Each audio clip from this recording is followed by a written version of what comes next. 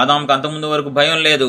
ఎప్పుడైతే పాపం చేశాడో భయం మొదలైంది. నువ్వు నేను ఎప్పుడైతే పాపం చేస్తామో మన జీవితాల్లో భయం మొదలవుద్ది. ఆ భయం పరిపూర్ణంగా పోవాలి. భయం నాలోంచి వెళ్ళిపోవాలి. భయం అనే స్వభావం నాలో ఇంకా ఉండకూడదు అంటే ఒకే ఒక చిట్కా, ఒకే ఒక మార్గం, ఒకే ఒక పని, నీ పాపాలు ఒప్పుకోవాలి. వేరేదేం లేదు. నీ పాపాల ద్వారా భయాన్ని తెచ్చుకొని పెట్టుకున్నావు. నీ పాపాల ద్వారా సాతాను నీలో భయం పెట్టేశాడు. అది పోవాలి అంటే నువ్వు యథార్థంగా పాపాలు ఒప్పుకోవాలి. దివారాత్రులు నువ్వు పాపాలు ఒప్పుకోగలిగితే భయం పోయి ధైర్యం వచ్చేస్తుంది. మధ్యాహ్నం పూట వెళ్తానికి భయపడే ఈ వ్యక్తి ఏం చేస్తుంది తెలుసా?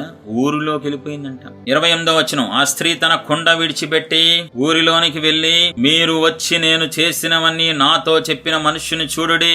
ధైర్యం వచ్చేసింది. అప్పుడు దాకా భయంగా ఉండే వ్యక్తి, అప్పుడు దాకా పిరిగ్గా ఉండే వ్యక్తి, అప్పుడు దాకా ఎవరు చూస్తారేమో అని భయపడుతూ బతికే వ్యక్తి వెంటనే పాపాన్ని ఒప్పుకోగానే హృదయంలో భయం పోయి హృదయంలోకి దేవుని యొక్క ధైర్యం వచ్చేసింది. వెంటనే ఊరిలోకి వెళ్ళిపోతుందంట. ఊరిలోకి వెళ్ళిపోయి అందరికీ తెలుసా, నేను రక్షకుడిని తెలుసుకున్నా, నేను మెస్సీని కనుగొన్నాను, నేను మెస్సీని చూశాను, మీరు కూడా రండి అని ధైర్యంగా బలంగా గట్టిగా చెప్తుంది. ఈ రోజు ప్రపంచవ్యాప్తంగా క్రీస్తుని కలిగిన ప్రజలు, రక్షకుడిని కలిగిన ప్రజలు, క్రైస్తవులు, దేవుని రక్తం చేత కొనబడిన క్రైస్తవులు నలుగురికి ఎందుకు చెప్పలేకపోతున్నారండి దేవుని గురించి? ఆయన వచ్చే వరకు మరణాన్ని ప్రచురించాలి. ప్రతి ఒక్కరూ సువార్త ప్రకటించాలి. ఎందుకు నోర్లు మూయబడ్డాయి? భయం. ఎప్పుడు మళ్ళీ నోర్లు తెరవబడతాయి? పాపాలు ఒప్పుకున్న తర్వాత, పాప క్షమాపణ పొందుకుంటే భయం పోయి హృదయంలో ధైర్యం వచ్చేస్తుంది దేవుని దయ వల్ల. అప్పుడు వద్దంటే కనబడ్డ వాళ్ళకి, చుట్టాలకి, ఫ్రెండ్స్ కి, బస్సులో వాళ్ళకి, ట్రైన్ లో వాళ్ళకి, ఎక్కడ పడితే అక్కడ, ఎవరు పడితే వాళ్ళకి, ఎంత మందికైనా చెప్పడానికి రెడీ అయిపోతారు. దేనివల్ల?